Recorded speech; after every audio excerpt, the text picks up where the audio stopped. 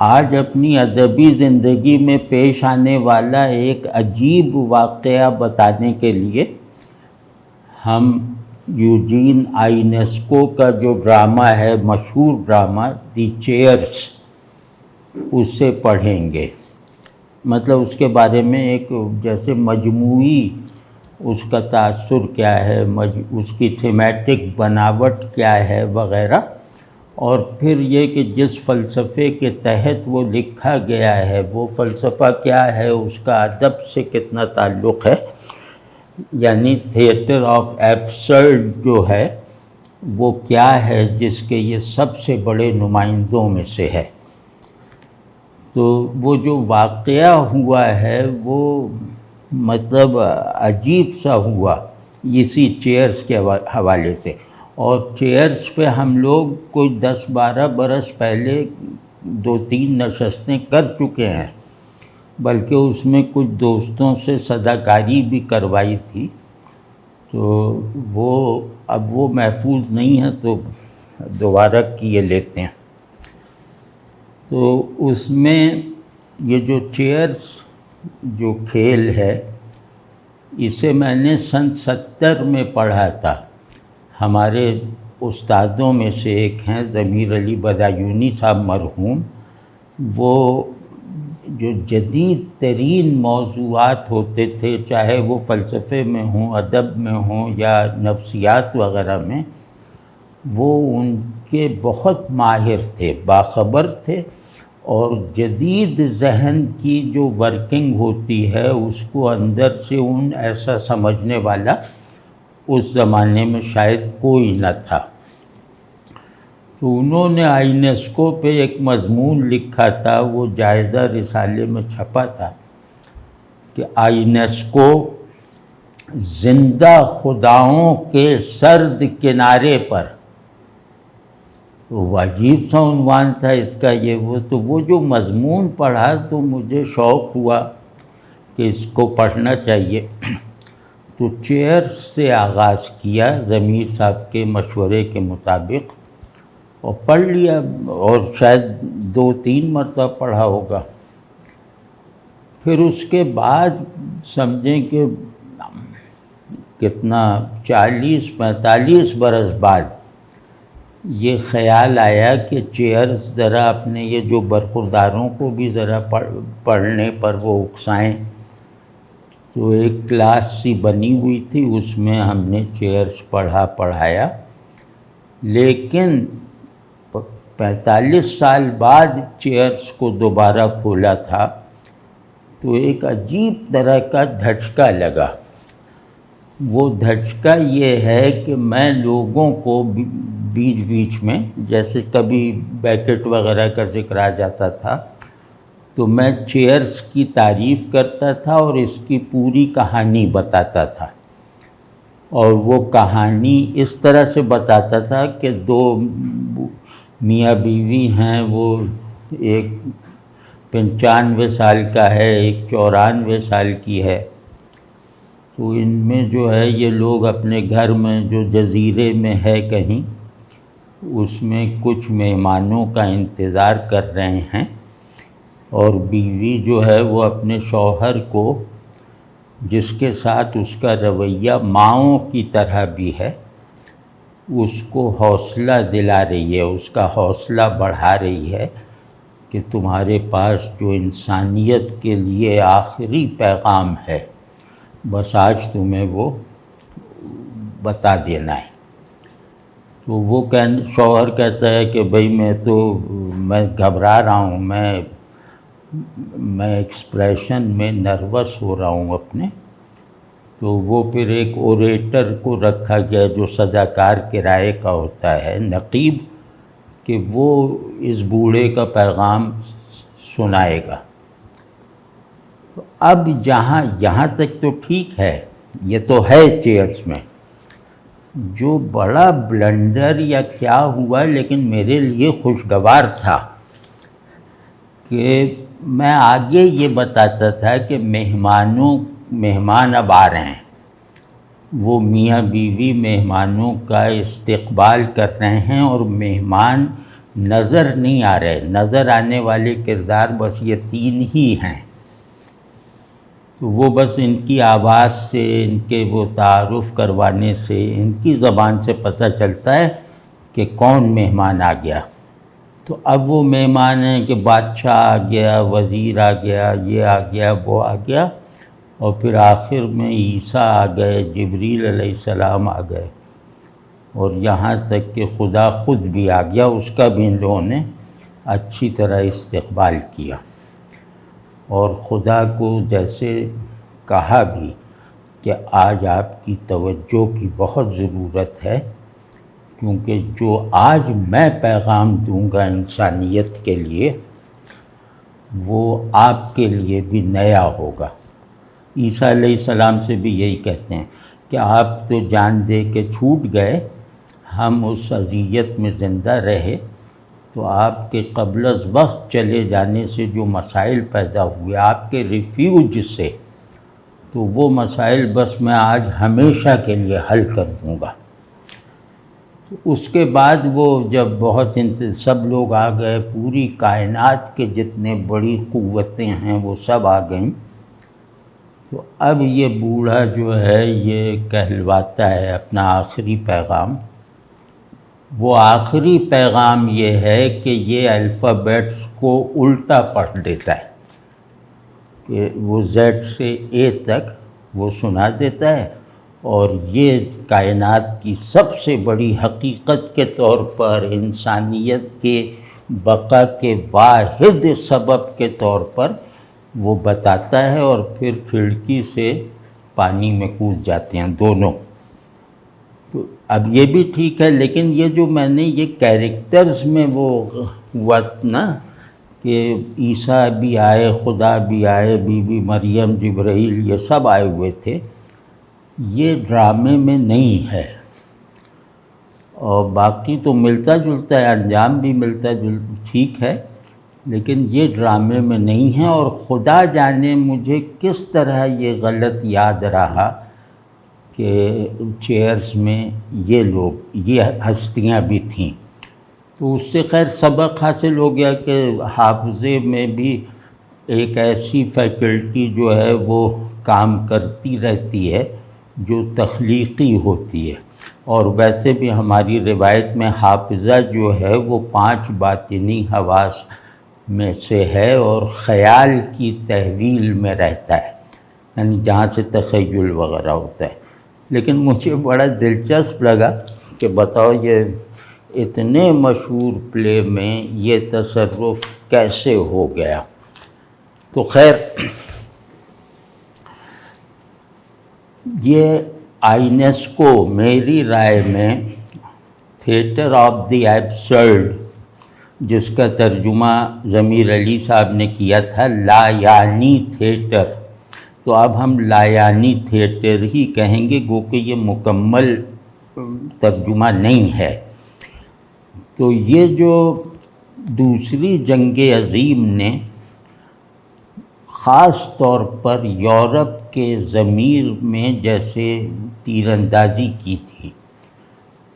اتنی بڑی مایوسی، اتنا بڑا غم، اتنا زیادہ خوف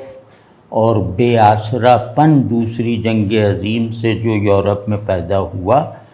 اس کا تجربہ شاید چنگیز خان کے مفتوحین ہی کو ہوا ہوگا۔ مطلب یہ وہ لوگ ہیں جو دنیا بنانے کے عزم سے اٹھے تھے،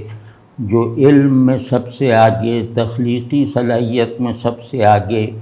اور ساری دنیا کی کفالت کرنے والی قوتوں کو اپنے قبضے میں رکھنے والے تھے، اور دنیا کا کوئی بھی علم ایسا نہیں تھا جس میں یورپ سب سے آگے نہ ہو، مطلب جنگ عظیم سے پہلے، 47 سے پہلے تک۔ لیکن یہ جو 4-5 برس گزرے، انہوں نے جیسے ان کو یہ ہلا کے رکھ دیا کہ کوئی علم کام نہیں آیا، کوئی تمدن کام نہیں آیا، کیونکہ یورپ اپنی تمدنی فوقیت پہ بہت اکڑتا تھا۔ اور آدمی جو ہے ہم آدمی کو نہیں سمجھ سکے، تو ہم نے ساری توجہ جو ہے وہ دنیا میں چھپی ہوئی ضرر اور افادیت والی قوتوں کو اپنے تصرف میں لانے تک محدود رکھی، آدمی کو ہم نہ سمجھ پائے، اور اس کا یہ خمیازہ ہمیں بھگتنا پڑا۔ اور اب گویا ہم پر یہ کھل گیا ہے کہ آدمی اصل میں برا ہے، آدمی اصل میں جانور ہے، اور یہ آدمی جو اپنے جانور کو اپنے شعور کی دیگر جو وہ اس کی مصنوعی ڈیفینیشنز ہیں، جب اس میں ڈھال کے بیان کرتا ہے تو یہ زیادہ خطرناک ہو جاتا ہے، یعنی درندہ عالم بن کر، متمدن بن کر زیادہ خطرناک ہو جاتا ہے۔ تو اب یہ ایک عجیب طرح کی ایگونی، ایک عجیب طرح کا دکھ، اور پھر وہ کیونکہ عیسائی روایت کے تھے تو حضرت عیسیٰ علیہ السلام نے جو ٹریجک سبسٹنس پیدا کر دیا تھا اپنے ماننے والوں کے لاشعور میں، اپنے ماننے والوں کے نظام احساسات میں، وہ ٹریجک سبسٹنس جو ان کے اندر رکھا ہوا تھا، ان کا آرکیٹائپل وہ جوہر تھا، وہ اس نے اس سے جیسے مماثلت پیدا کر لی، بلکہ اس نے اپنی معنویت کو اس ٹریجڈی میں دریافت کیا۔ ان کا عیسیٰ بھی جو ہیں وہ انسان کو چھوڑ کے چلے گئے، اور یہ جو ہے ہم لوگوں نے بھی جتنی ترقی کی ہے یہ بھی انسان ہونے کا اظہار ہے، انسان کو فنا کر دینے والی قوت کے طور پر۔ تو اس کے نتیجے میں یورپ میں خاص طور پر بہت بڑا ایک نفسیاتی ذہنی کرائسس آیا زندگی کے ہر شعبے میں۔ تو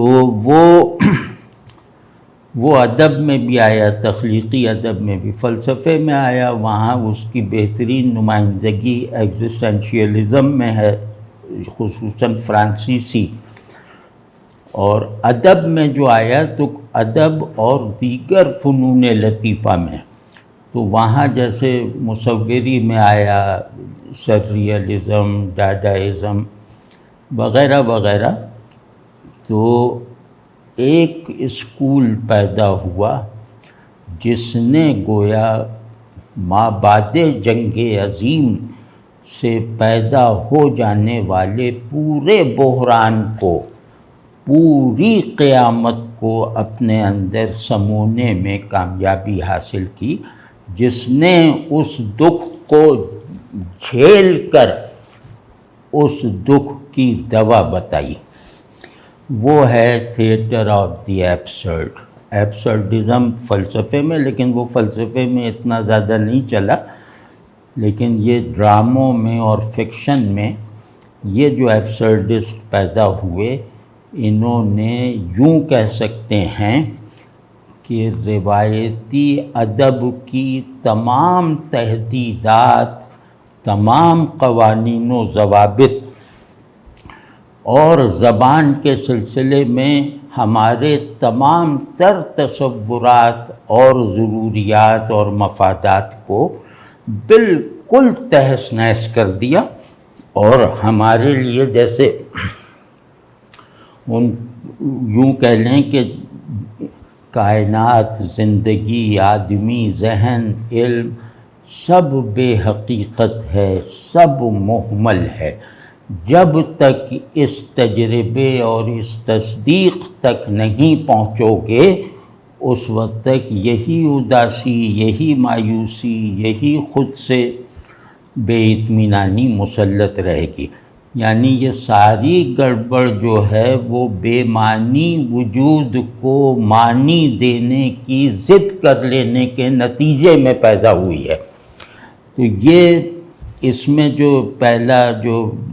وہ خود ایبسرڈسٹ نہیں ہے، لیکن وہ یہ جو لایانی تھیٹر ہے، اس کا وہ تھیورسٹ ہے، پہلا تھیورسٹ ہے، مفکر ہے، اور وہ البر کامیو ہے، جو بہت تخلیقی ذہن بھی تھا، فلسفیانہ دماغ بھی تھا۔ تو اس نے جو ایک مضمون لکھا تھا وہ شورۂ آفاق ہو گیا تھا کہ دا میتھ آف سیسیفس، وہ جو یونانی کردار ہے نا جو کنویں میں لٹکا ہوا ہے، ترستا رہتا ہے۔ تو اس مضمون میں اس نے کہا کہ حقیقت صرف معنی کے انکار تک پہنچنے والی، جو پہنچ کر حاصل ہونے والا ذہنی نتیجہ ہے۔ تو اب اس کا اثر کہا جاتا ہے، اب میری اتنی تحقیق نہیں ہے، لیکن یہ کہ اس کے اثر کو مثال طور پہ آئینسکو نے قبول کیا، سیموئل بیکٹ نے قبول کیا، اور بعد میں فرانس میں ایک آیا ژان ژینے، اس نے بھی اس کو جیسے ایبزارب کر لیا۔ تو یہ چند جو بہت بڑے پلے رائٹس تھے، یہ لایانی تھیٹر نے، جیسے لایانی تھیٹر کے نمائندوں کے طور پر ہیں، لیکن سچی بات یہ ہے کہ کسی بھی ڈرامہ نگار سے ان کا اگر موازنہ کیا جائے تو شیکسپیئر کی موجودگی میں بھی سیموئل بیکٹ اپنا جواز رکھتا ہے، یعنی اکیلا شیکسپیئر ہونا وہ نقص ہے فکشن کا، شاعری کا، جب تک سیموئل بیکٹ یا آئینسکو بھی اس کے ساتھ اس اسٹیج پر نہیں کھڑے ہوں گے۔ تو یہ اس طرح کے لوگ ہیں، بہت تخلیقی، بہت کریٹیو، بہت فلسفیانہ ذہن رکھنے والے، اور جیسے ایک الاؤ کے بجھنے کے نتیجے میں جو گرم راکھ پیدا ہوتی ہے، یہ اس راکھ کے مجسمے بناتے ہیں۔ تو یہ جو تھیٹر آف دی ایبسرڈ ہے، لایانی تھیٹر، اس میں مطلب نام سے ہی واضح ہے کہ ان کا نقطۂ نظر یہ ہے، نقطۂ نظر تو ہلکا لفظ ہے، مطلب ان کا اصرار یہ ہے، ان کی تمام علمی اور قلبی سرگرمیوں کا نتیجہ یہ ہے کہ کائنات بے معنی ہے، زندگی محمل ہے، عقل کائنات کو کورسپونڈ کر ہی نہیں سکتی، یعنی کائنات جو ہے وہ مطلب معقول ہو ہی نہیں سکتی، اور مطلب یہ سارے جو دکھ ہیں یہ ایبسرڈ کو میننگ فل سمجھنے کی وجہ سے ہیں۔ تو اس غلط فہمی سے ہم نکلیں گے تو ہم اپنے ذہن کی اس ساخت کو دریافت کریں گے، اپنے احساسات کے اس پیٹرن کو دوبارہ سے اپنے استعمال میں لانے کے قابل ہو جائیں گے، جس میں انسان کو کائنات ہی کی نہیں بلکہ کسی بھی دوسرے کی ضرورت نہیں ہے۔ تو ان کے جو بیسک تھیمز ہیں وہ ایک یہی میننگ لیسنس، اور ایک ہے فرد کا تنہا ہو جانا۔ تو اس کے ٹکراؤ سے جو ٹریجڈی پیدا کی ہے انہوں نے، وہ مطلب ٹریجڈی کی روایت میں سر سے پاؤں تک اضافہ ہے۔ تو یہ جو انشاءاللہ اس سلسلے کو جاری رکھیں گے، یہ لایانی تھیٹر اور اس کے بڑے نمائندے،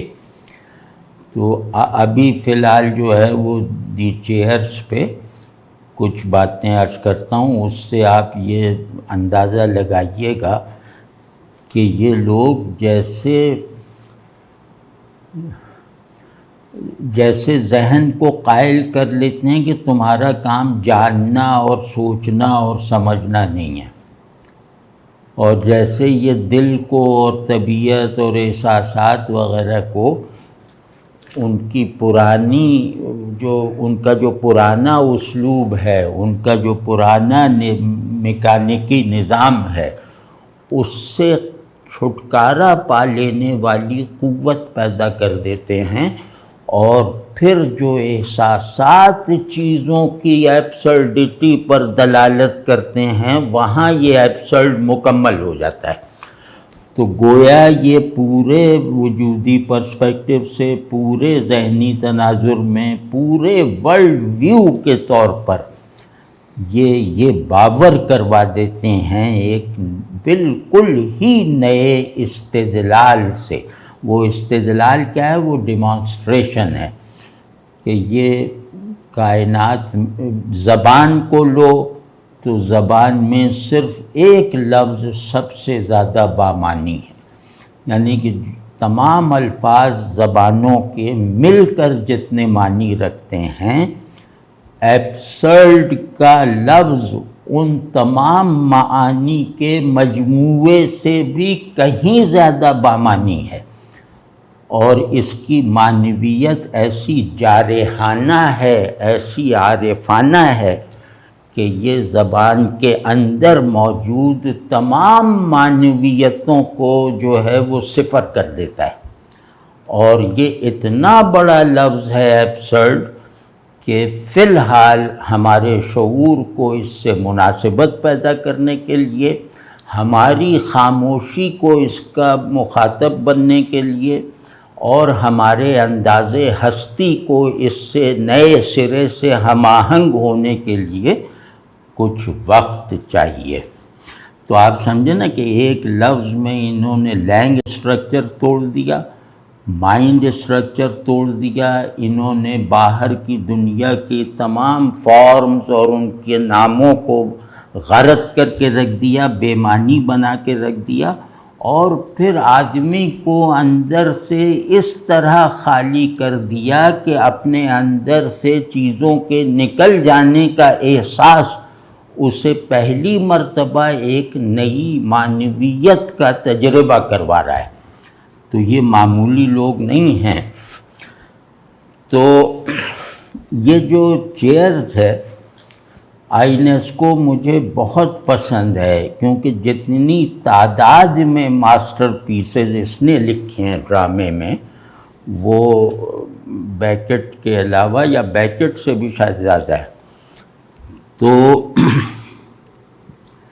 یہ رومانین فرینچ ہے، تو رومانیہ کی زبان ہی اس کی مادری زبان ہے، فرینچ اس کی سیکنڈ لینگویج ہے، اور فرینچ پر اس کو عبور نہیں تھا، لیکن اس نے یہ جو ڈرامہ ہے یہ فرینچ میں لکھا، اور مطلب یہ کہ ایک پوری روایت پیدا کر دی، ایک پورا نیا پرسپیکٹو پیدا کر دیا۔ یہ بات ہمیں یاد رکھنی چاہیے، ہمیں ملحوظ رکھنی چاہیے کہ بڑی تخلیقی قوت جو ہے وہ خیال کی ساخت بدل دیتی ہے، فکر کی بناوٹ کو تبدیل کر دیتی ہے، اور احساسات وغیرہ کی جو سکت ہے اس میں اضافہ کر دیتی ہے۔ تو یہ چیئرس میں ہے ایک ایسی مایوس انڈیویجویلٹی کے ساتھ ایک پوری بھرپور یونیورسیلٹی ہے، اور اس میں وہ مایوس، تھکا ہوا، تنہا، پاگل، سنکی یہ جو فرد ہے، یہ کائنات اور اس کو چلانے والی سب قوتوں کا مضحکہ اڑانے کی استعداد بھی رکھتا ہے، جواز بھی رکھتا ہے۔ اور یہ پوری اسکیم میں صرف بامانی دو وجود ہیں، وہ بوڑھا اور یہ بڑھیا، اور سب لوگ جیسے لگتا ہے کہ زیرو ہو گئے، وہ سب کا پورے نظم وجود کا، پورے یونیورس آف کانشسنس کا مذاق اڑا کر وہ اس نے دونوں نے خودکشی کر لی۔ تو اب یہ جو اس میں 3 کردار ہیں جو نظر آنے والے ہیں، مطلب یہ اسٹیج ہوا تھا، اور اس کا جو اسٹیج ہے وہ بھی عجیب طرح سے بنایا گیا تھا، اور یہ پلے بھی ہوتے تھے نا، مطلب اسٹیج بھی ہوتے تھے، دکھائے بھی جاتے تھے، تو یہ لوگ اس بات کا بھی خیال رکھتے تھے کہ جو سیٹ ڈیزائن ہو وہ بھی ایبسرڈ ہو، مطلب ایک جیسے جوتا میز پہ رکھ دیا اور خود فرش پہ بیٹھ گئے، یا ایک سویپر ہے اسے تاج پہنا دیا اور بادشاہ جو ہے اس کے ہاتھ میں جھاڑو تھما دی، ان دونوں کا تشخص بدلے بغیر۔ تو اس طرح یہ ایبسرڈائز کرتے ہیں چیزوں کو۔ تو یہ جو دو میاں بیوی ہیں یہ ایک جزیرے میں جیسے ہیں، ان کا گھر ایک جزیرے کی طرح ہے، چاروں طرف پانی ہے، اور اب آغاز اس طرح ہوتا ہے کہ یہ جیسے یہ میرے پاس رکھا ہوا ہے کہ دونوں بوڑھے جو ہیں یہ بیٹھے ہوئے ہیں، اور پہلے یہاں سے ان دونوں میں مکالمہ، جو پہلا مکالمہ ہے وہ یہ ہوتا ہے کہ اولڈ وومن کہ come my darling close the window,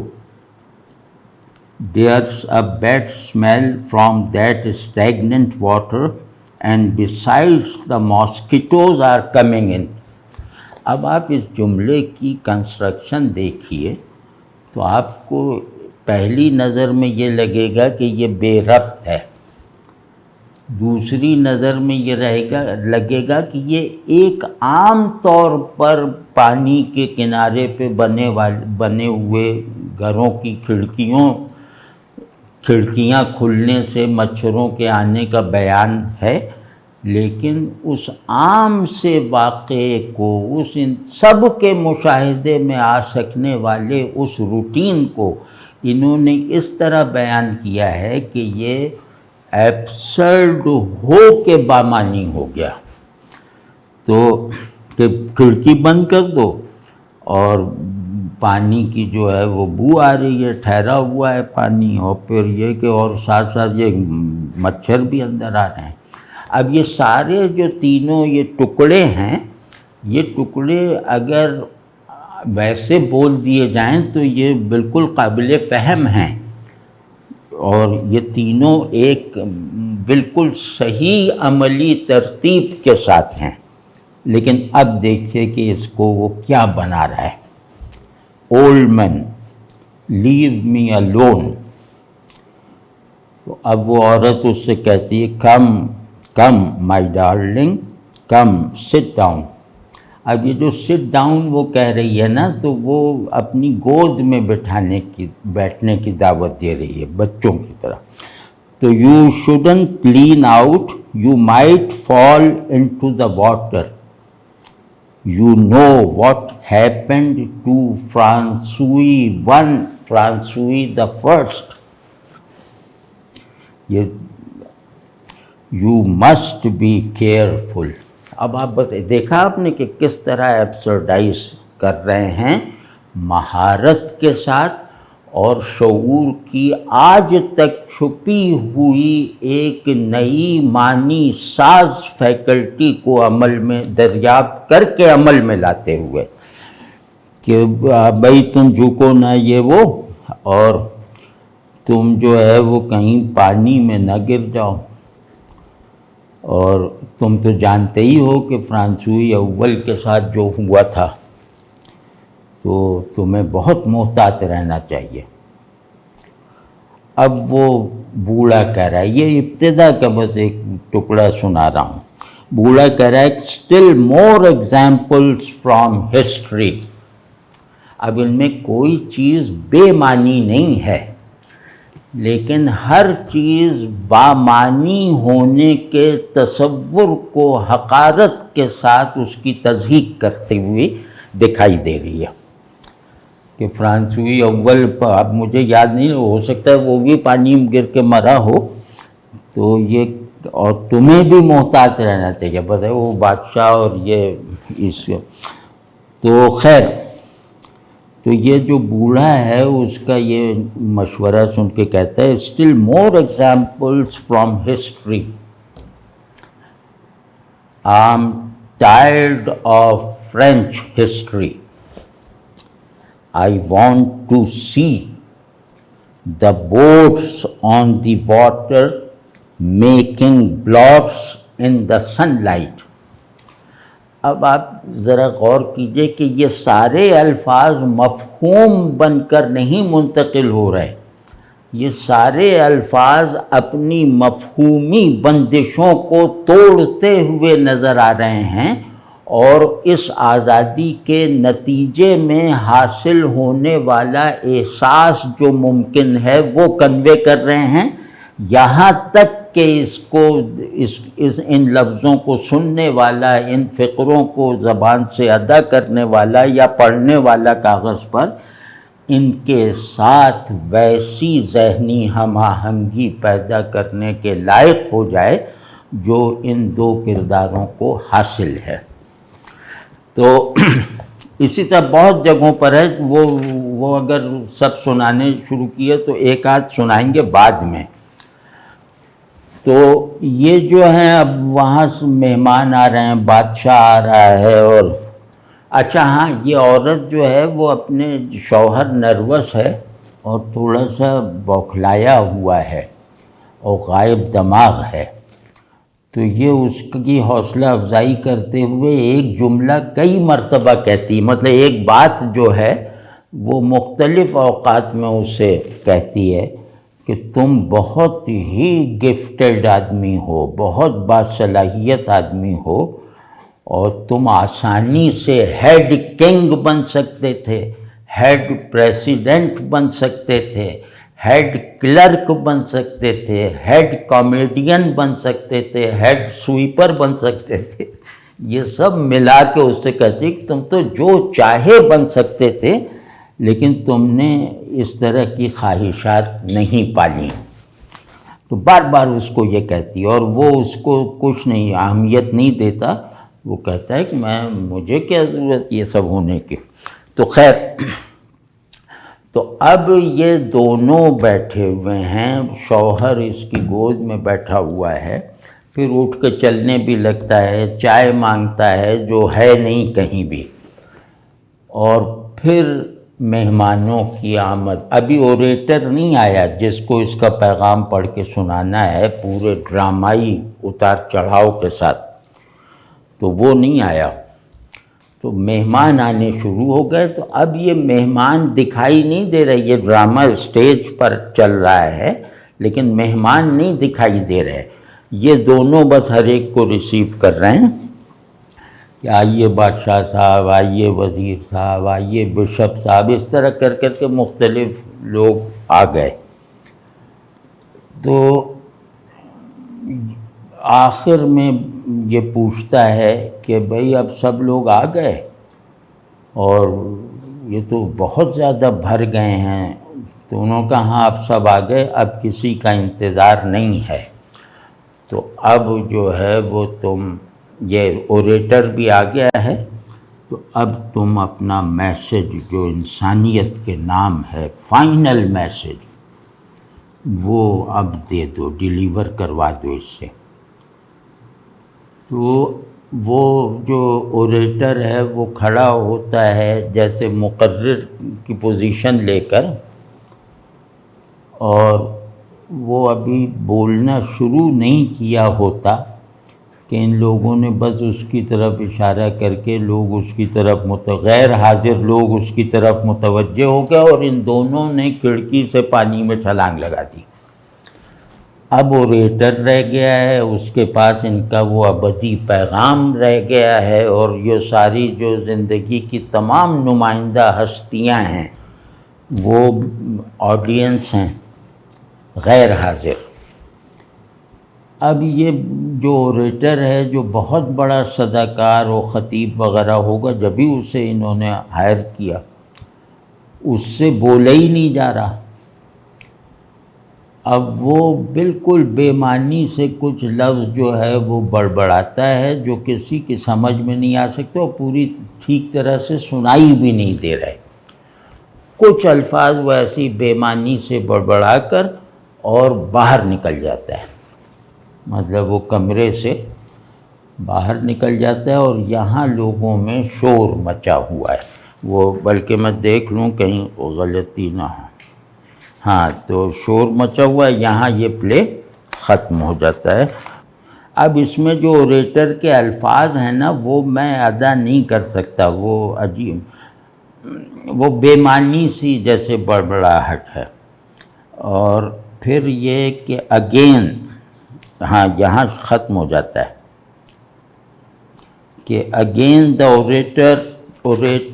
turns around to face the crowd, یہ سب منمناتے ہوئے وہ پھر سب کی طرف متوجہ ہوتا ہے اور مسکراتا ہے، اور پھر ایسے تاثر کا اظہار کرتا ہے کہ جیسے اس کی یہ بڑبڑاہٹ اس بڑے میاں کے آخری پیغام کے طور پر ان لوگوں پہ کنوے ہو گئی ہے، اور پھر کچھ کہے بغیر وہ جو ہے وہ خالی کرسیوں کی طرف اشارہ کرتا ہے، اور ہی remains immobile for a few seconds, rather satisfied and a little solemn, but then faced with the absence of the hoped for reaction. Absence of the hoped کا کوئی جواب ہو سکتا ہے؟ تو خیر اس طرح کر کے پھر little by little his smile disappears, his face darkens, he waits another moment, suddenly he bows down or descends from the dais, he goes toward the main door up stage center, اب پتہ نہیں کہاں، gliding like a ghost, اور the main door is wide open onto darkness. اب وہ تو چلا گیا، اب we hear for the first time the human noises of the invisible crowd. These are bursts of laughter, murmurs, shees, ironical coughs. Weak at the beginning, these noises grow louder, then again progressively they become weaker. اس کا کوئی جواب ہے کہ progressively they became weaker. All this should last long enough for the audience, the real and visible audience, to leave with this ending firmly impressed on its mind. The curtain falls very slowly. یہاں یہ ختم ہو جاتا ہے۔ اب اس میں جو آئینسکو کے بارے میں یہ بات بھی معلوم ہونی چاہیے کہ یہ فلسفیانہ ذہن بھی رکھتا تھا، اس نے مطلب مضامین وغیرہ بھی لکھے ہیں، اور اس کی سارتر سے بحث ہوئی ہے، تو ظاہر اب سارتر سے بحث کے لیے فلسفہ وغیرہ جانتا ہوگا۔ تو اس میں جو ٹیکنیک ہے جو چیئرز میں، یہ ٹیکنیک ہے وجود کو عدم کے لیے قابل قبول بنانا، اور عدم کے لیے قابل قبول بن جانے کے نتیجے میں وجود کی مسلسل ری شیپنگ،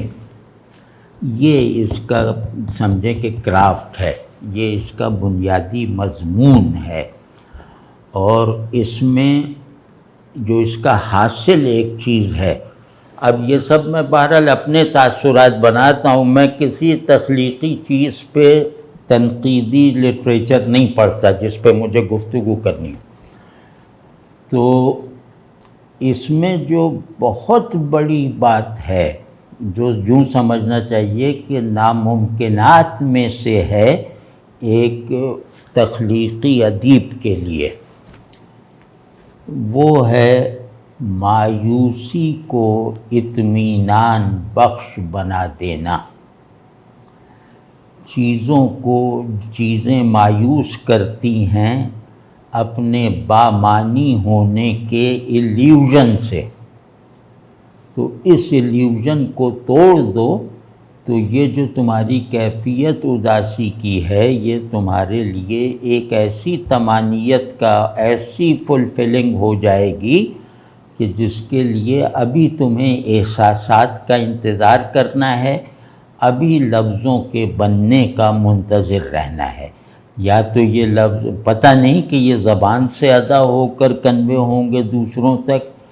یا یہ خاموشی سے ادا ہو کے کنوے ہوں گے خود اس صاحب حال پر، یہ ابھی پتہ نہیں ہے۔ لیکن یہ تجسس، یہ انتظار، یہ سسپنس طمانینت والا ہے، بے قراری اور بے چینی والا نہیں ہے، کیونکہ بے قراری اور بے چینی یہ سب واہمیں ہیں، غلط فہمیوں کے احساساتی نتائج ہیں۔ تو ان سب سے نجات دلوا دو، اور پھر انتظار معنی کا، انتظار ایبسرڈٹی کا، اور انتظار ایبسرڈٹی اور میننگ فلنس کے سنتھیسس کا، کہ ایبسرڈ کا بامعنی ہونا اگر واضح ہو گیا تو پھر معنویت جو ہے وہ حقیقی ہوگی۔ یہ اس کا جیسے میرے خیال میں خلاصہ یہ ہے کہ معنی مکمل ہوتا ہے ایبسرڈٹی پر یا ایبسرڈائز ہو کر۔ تو یہ جناب آج کا ہے، اور وہ چیئرز پہ کیونکہ کر چکے بہت زیادہ تو وہ اب اتنا تفصیل سے نہیں، اور وہ دوسرے یہ کہ وہ مجھے تلفظ میں مشکل ہوتی ہے، وہ دانت نہیں ہے نا، تو وہ بہرحال اب یہ ہو گیا۔ اگلی مرتبہ ہم اسی آئینسکو کا ایک اور پلے پڑھیں گے، اور وہ یا آئینسکو کا یا کسی کا بھی بہرحال پڑھ لیں گے، تو کیونکہ بیکٹ مشہور ہے، اس میں وہ ویٹنگ فار گوڈو وغیرہ یہ تو نصاب میں بھی شامل ہیں لوگوں کے، تو یہ جو آئینسکو ہے یہ اتنا زیادہ ہمارے یہاں معروف نہیں ہے۔